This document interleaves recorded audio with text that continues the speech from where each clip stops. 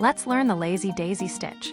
As cute as its name suggests, this stitch is equally adorable. Let me show you how to do it. We'll start by bringing the needle up from point 1. Then we'll take the needle back into the same point. But here's the trick. We need to make sure that the needle doesn't go through the same hole at the back. Now leave a small loop of thread.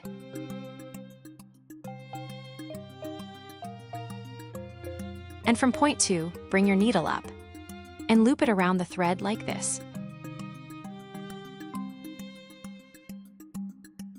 Now pull the needle up. And there you have it, your cute little lazy daisy petal. To lock the stitch, we'll add a small stitch on the opposite side of the petal like this.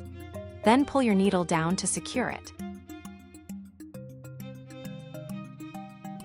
And that's how we do a lazy daisy stitch.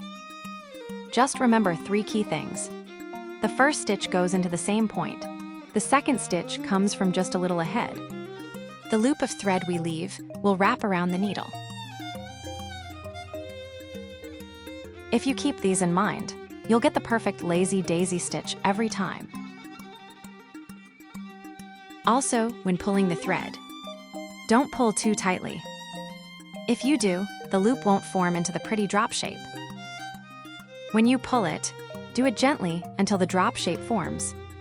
Then stop pulling and lock it in place.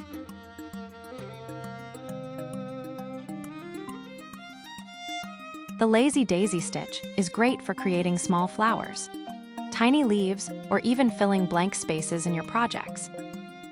It's a super easy yet cute stitch. It's a lot like the chain stitch, but here we make individual stitches rather than forming a chain.